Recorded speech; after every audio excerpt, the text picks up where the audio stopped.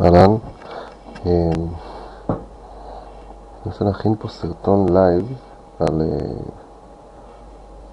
שלבים מתקדמים של 3.5 ריבה. יש פה שני טורנירים, אחד אני 19 מ-39, השני 4 מ-50. אני רוצה למצוא קצת ספוטים מעניינים בשלב הזה, לתאר קצת טווחים, טווחי תשלום, טווחי דחיפה.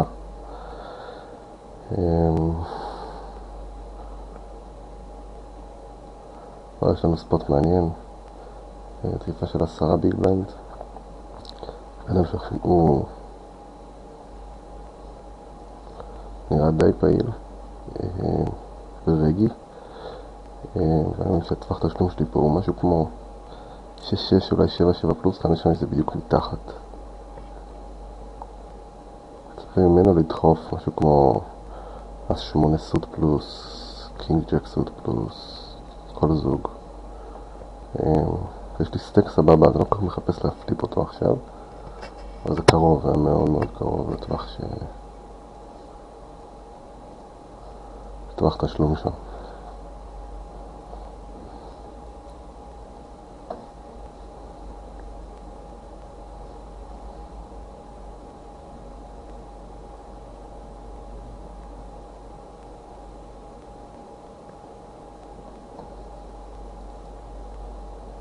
טוב, הוא מאוד פעיל עם הסטק הזה.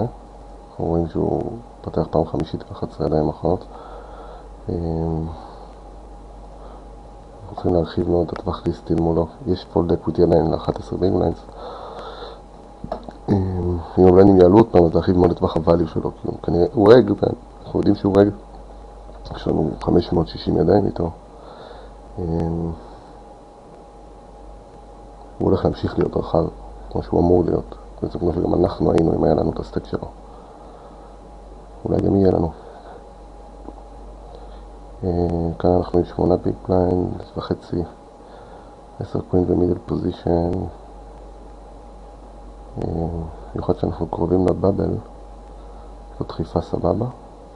אמנם הביג יכול לשלם לנו יחסית בקלות, אבל שאר השחקנים פה לא. אנחנו משחקים לנצח, לא להגיע לכסף. ג'יימס סולידי.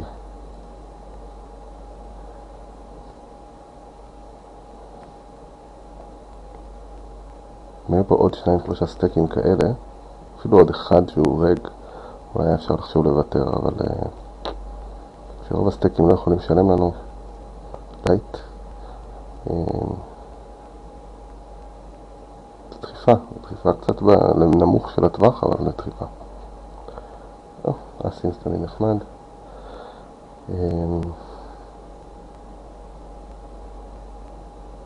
תמיד יהיה מין רייז, כי יש פה בעיקרון מין רייז פולד מול 17 ביג בליינדס, אפילו מלא 14 שלו והוא רג, אז תמיד יהיה מין רייז, והוא קצת עשוי לדחוף עלינו. והנה, נחמד שדברים מתגשמים, הוא אכן דחף עלינו. הוא כנראה היה מקפל את זה גם לדחיפה שלנו עם 14 ביג בליינדס, אז בגלל זה המין רייז הזה פה לתת לו לעשות את הטעות. במיוחד שהוא רגע ואני יודע שהוא יודע שעם 14 ביג בליינדס יש לו פולד אקוויטי מולי, כי יש לי את הסטק הגדול והוא מצפה שאני ארחב שם. אז הנה, יש לנו 3 מ-41. זה די מגעיל, אבל זה פולד. 11 ביג בליינד, אס 7 רץ נורא, והיום הוא הטווחים שישלמו לנו. הבלוקר לא מספיק כדי לדחוף את זה UTG, הייתי דוחף את זה מפה. מידל פוזישן.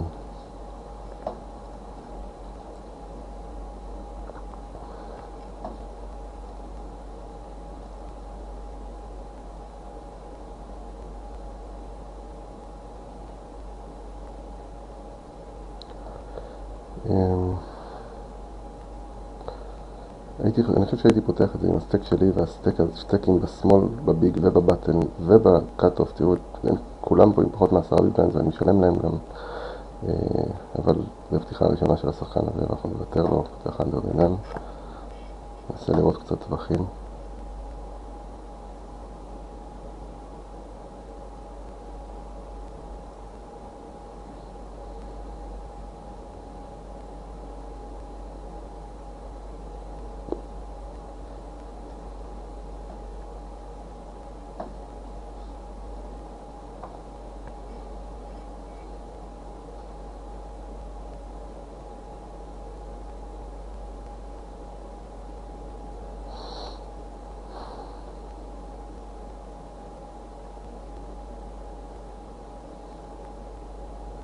שני אלה יכולים להיות ספוטים מעניינים.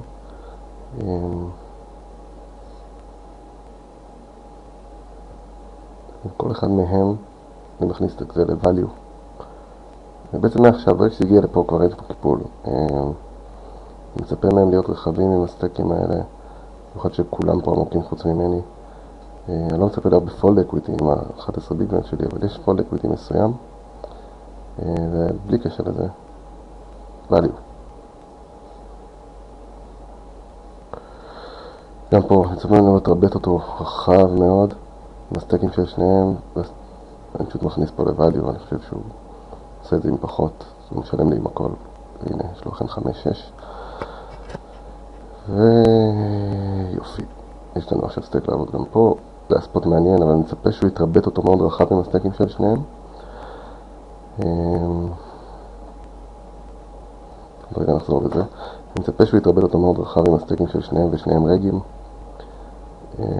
אין לי פולד אקוויטי כמובן אחרי שהוא תרבט אותו, אבל זה על הכיף מבחינתי. ככה הוא משלם עם כל הטווח שהוא מתרבט, ואני טוב על הטווח שהוא מתרבט. מה נראה פה? אנחנו צריכים אפקטיב של 16, כך שאני יכול לדחוף, לעשות פה רייז ולשלם לביג. הוא די טייט, ומולו היד שלי רק מספיק טוב כדי לשלם לדחיפה, וגם יש לי לחסר אותו פי 3, אז סבבה. ובכלל אנחנו בשלבי היי פרשר, הוא הרבה פעמים פשוט יוותר פה, כי אנחנו מתקרבים לבאבל. הוא יודע שאני חסר אותו בהרבה. אז יאללה, יש לנו 50,000 כבר בשניהם.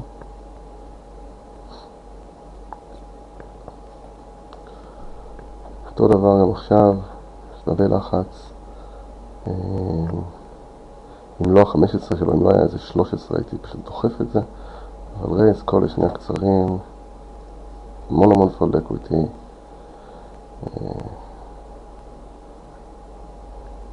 אני לא יכול לקפל לדחיפה הזאת. מקבל 10. או ג'ק. ג'ק, טוב, בינק, יאללה. אפילו רץ טוב מה שהתחלתי לצלם. יפה.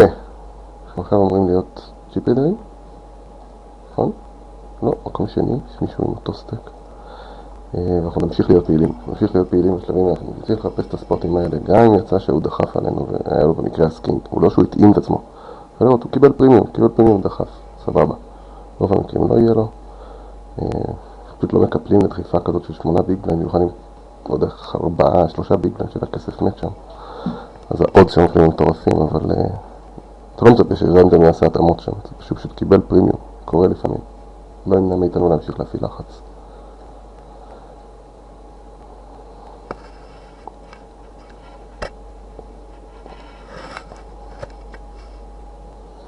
זה לרוץ טוב, טפו טפו.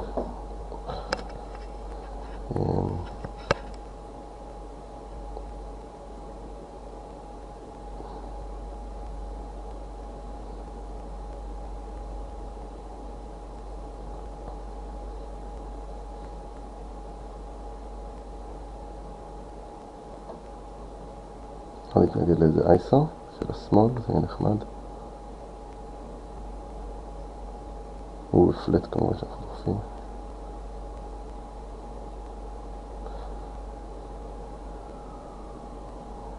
איזי גיין. ואנחנו ממש, אנחנו בכסף פה, אנחנו ממש עוד רגע נהיה hand for hand בכסף פה. ובגלל שאנחנו נהיה hand for hand, אני דוחף עליו גם את זה פה. הוא פשוט לא יכול לשלם לרחב, הוא חייב לשלם טווח מאוד צר. אם זה פולד אליי, אני פשוט דוחף עליו. שוב, רק בגלל שאנחנו ממש hand for hand עכשיו.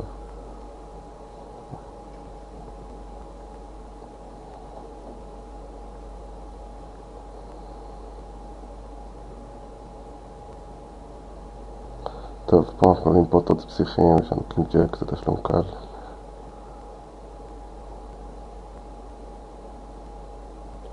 שמנו פליפ.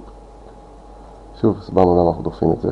לא דוחף את זה בשום מקום חוץ מהבאבל עם 4-6, אבל בבאבל זה כן דחיפה.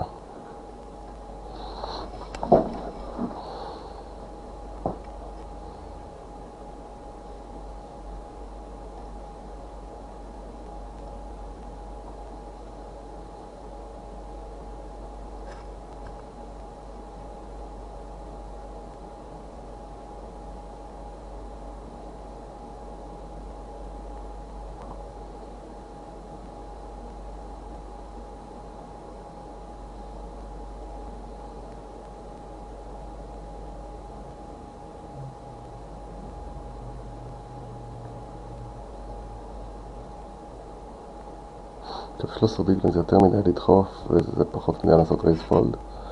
אנחנו רוצים לשמר פולד אקוויטילריסטי שלנו, אז פשוט נקפל ונקווה למצוא ספוט יותר טוב באורביט הזה. אנחנו עדיין בבאבל, שזה אומר שזה סבבה לעשות פה רייז ולקפל. ושוב, אני מצפה שיהיה לו פה פרימיום, לא שהוא יתאים את עצמו. מאחר אנחנו hand for hand. אז רגע.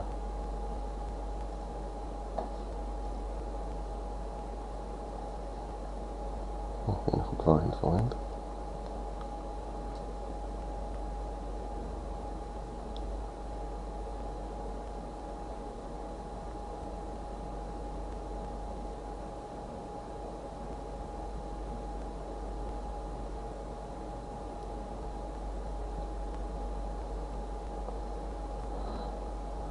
עכשיו קצת חבל שאנחנו עדיין אין פורהנד, שהטווחים שלהם יהיו יותר צרים, אבל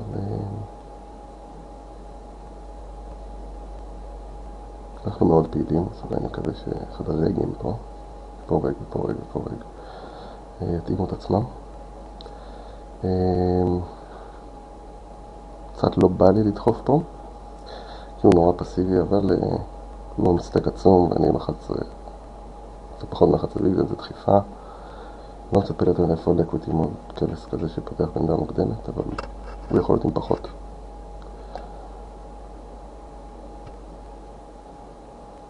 יאללה, טוב ג'ק, יופי. גם פה יש לנו סטק נחמד מאוד, 3 מ-21 ו-1 מ-27. אנחנו בכסף בשניהם.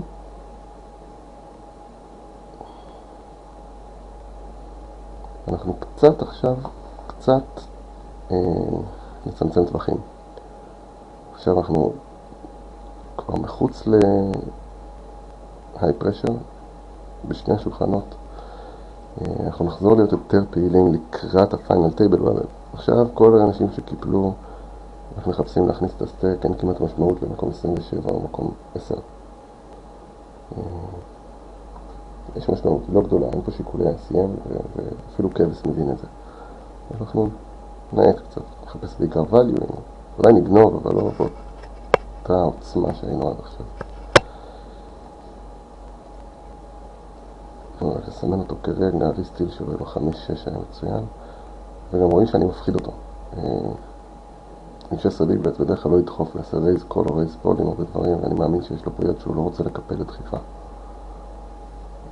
אכן, יד שהוא לא רוצה לקבל דחיפה, והוא לא היה צריך לדחוף פה. צריך לעשות פה רייז פולד, והפורבט שלי עם הסטיישן נראה לי קצת תכניס אותו לבלבלות. בכל מקרה, שני שולחנות אחרונים.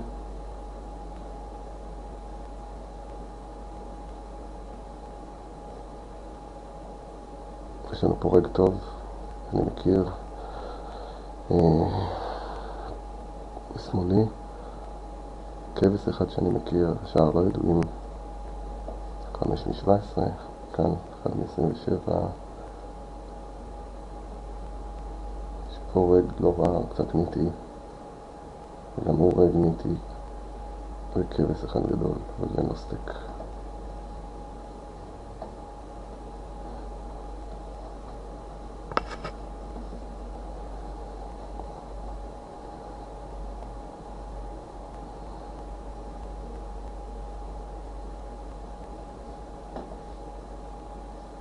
אני נפתח קצת פוקרלנד.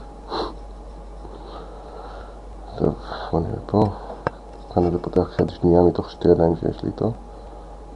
ממש לא מספיק כדי להסיק איזה שהן מסקנות, אבל אוקיי.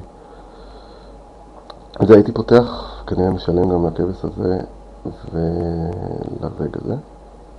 שתראו, יש לי פה 1200 ידיים איתו, ממש שחקן קבוע פה. והפתיחה אנדר דגן של רג ניט, 12-9 ב-300 ידיים. פשוט פולד, הדחיפה הזאת חייבת להיות חזקה, כי פאקינג נטה בטווח שלו פה. מעניין.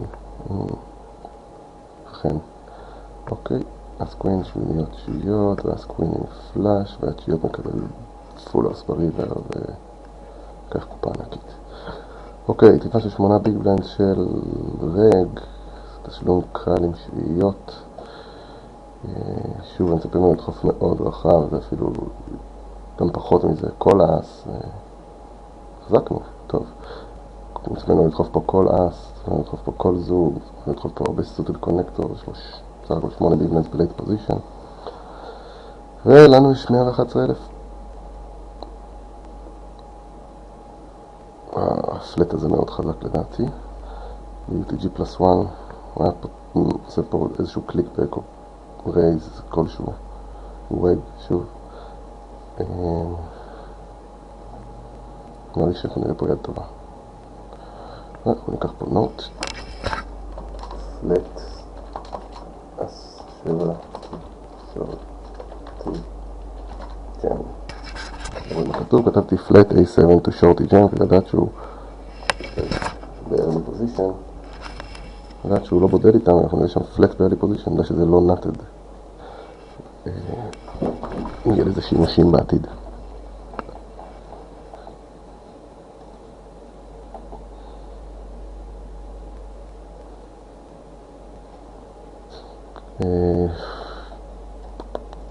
הייתי פותח את זה, יש לנו אחלה ספוט פה, אין להם ריג'ם סטקס, הוא גדול מדי, 25 ביפליין זה סטק מבאס.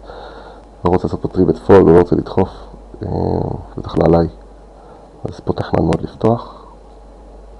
הוא יכול לדחוף עליי יחסית רחב, אבל תמיד שלי די נקייה מאז שעברנו לשולחן הזה.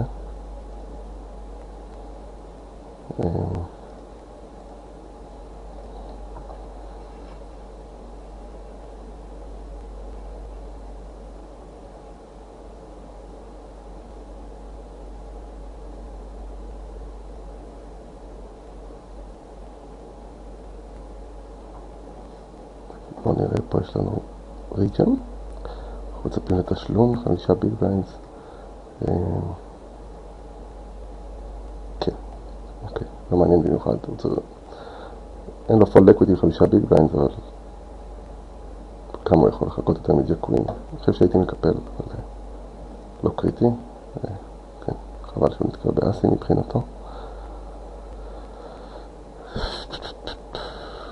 אוקיי, שישיות אני פותח, יש לי סטק עצום ואני משלם לביג גם, אז זה סבבה לפתוח.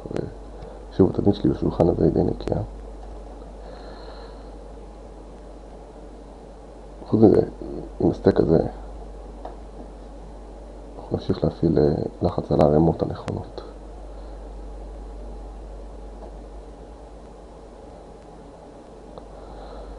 זה קרוב, אני לא צריך את זה עם 9 היי, אבל הוא אמור להיות סופר רחב, למרות שהוא נראה ניט, עם 7 בילנס BVB הוא אמור להיות סופר רחב. פה אני סבבה עם לפתוח, לשלם לרג בשמאל כי אין לנו ברירה, ולקפל לשאר, כי אנחנו 7 ידיים בשולחן הזה, עוד לא שיחקנו יד. אז אנחנו תדמית מאוד נקייה, לא נקבל הרבה ריסטילס, לכן זה עובר. ספוט טוב לזכור. מה יש לנו פה? סטרייט על הלוח.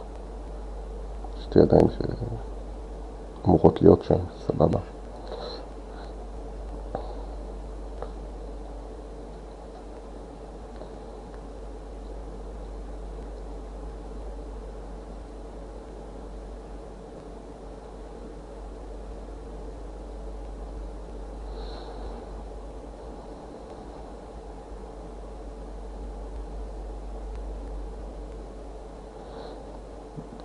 שתי כיסאות שמאלה, אני פותח את זה,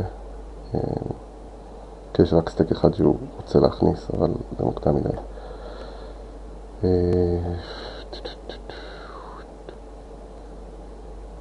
אני סבבה אם לדחוף פה. הוא לא הכניס את הכסף רחב, הוא כאן אמור להיות פעיל, 17% PFR בשולחן הזה, יש לו סטק שהוא לא יאהב להכניס. הוא קצת מרגיז עם ה-22 שלו, אבל מקווה שבא מפה על פרימיום שלו, ויש לנו הרבה פולד אקוויטי, מה שהוא פותח שם. אנחנו רוצים לנצל את הסטק שלנו, להפעיל לחץ בדיוק על הסטקים האלה. וואו, הסרטון הזה מדהים, כל מה שאני אומר קורה. אוקיי, אז יפה, זה בדיוק הסטקים שיקפלו לנו לריסטילס. פה אנחנו כמובן נצטרך לשלם אם הוא ידחוף. אנחנו תרס נשמח לשלם. אנחנו נמשיך לדרוס אותם.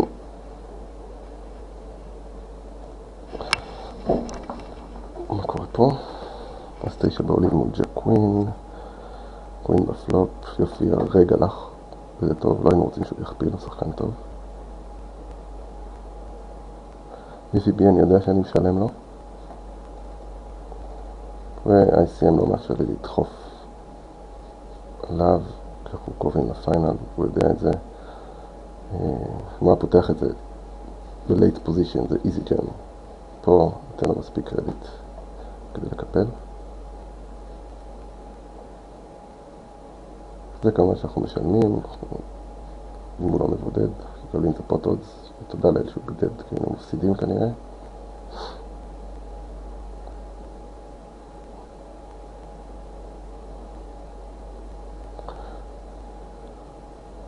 טוב,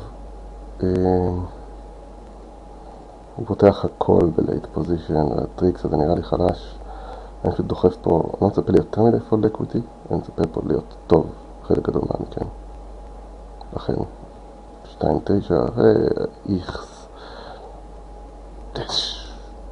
יופי. כן, ראינו שהוא כבש, ה-3X הזה היה עוד יותר חלש, רק הראה לנו כמה הוא לא רוצה שישלמו לו. הכבשים בדרך כלל יגידו לנו מה יש להם. זה אחלה ספוט. יפה, יש לנו 4 מ-11 ו-1 מ-19. קצת לא אוהב להכניס 22 ביג בליינדס, קצת אין לנו ברירה. רג עם 10 ביג בליינדס, 500, אז ג'ק סוט. אין סווט הפעם. ו... 170. אני רוצה להעביר, זה לא שלא רציתי להכניס את זה מולו. לא רציתי להכניס את זה, לא לקבל פה קולר עם הסטק הנחמד שלי לפני הפיינל, כי הוא 20 ומשהו ביג בליינדס. זה עדיין קל מול הדחיפת 10 ביג בליינדס שלו, שאמורה להיות הרבה יותר רחבה מאז ג'ק סוט, אני אמור להיות ממש ממש טוב על הטווח שלו. אוקיי, שני רגים, פלט מעניין, אני רואה מה התוכנית שלו פוסט פלופ, ואני אלמד קצת על הנטיות שלו, ואני אמצא איזה נוט.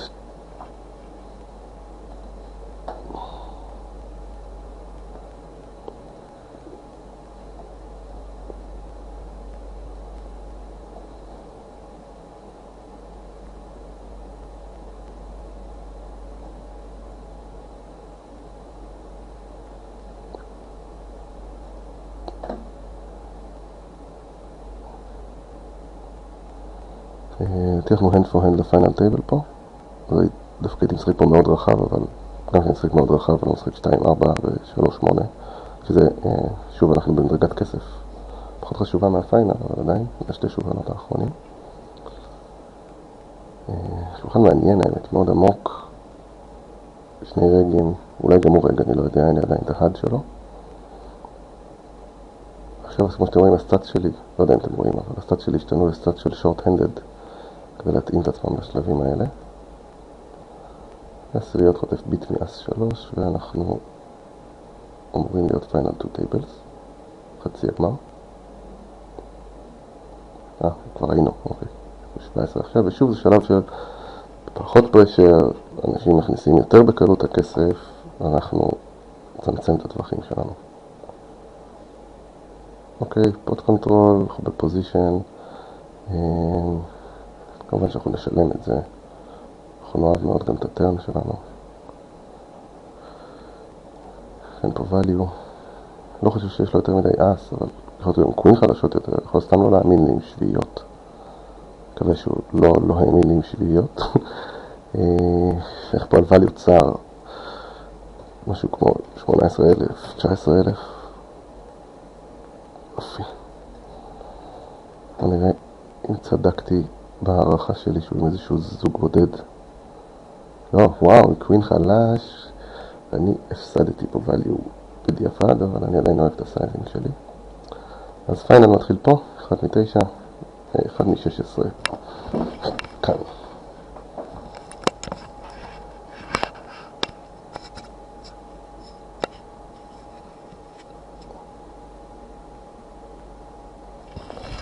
ניתן 4 ביג בליינדס, אני מיד לוקח נוט, כותב blinded out, התכונות הקבועות של אנשים שלא דוחפים בספוטים שהם צריכים לדחוף כל יד.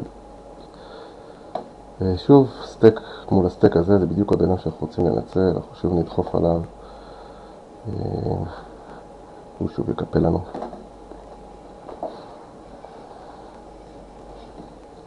שוב, למצוא את הריסטיל זה, למצוא את הסטיל זה, ראה פה בסרטון הזה המון ספוטים טובים שאתם יכולים ללמוד בהם. איך אנחנו בונים סטייק. ככה אנחנו בונים סטייק. אנחנו צריכים להיות פעילים, למצוא סטילים, למצוא ריסטילים. לנסות להגדיר טווחים ולבדוק אם אנחנו מגדירים אותם נכון. אני כבר די טוב בזה בטורניר הזה, פשוט כי שיחקתי 10,000 כאלה, אבל כאילו 180, לא ריבאי ספציפית. אבל זה הדרך הכי טובה ללמוד. לחשוב מה אנחנו חושבים שיש לו, כשאנחנו רואים מה היה לו בפועל, לקחת נוטים, לנסות לתקן את הטווחים שלנו.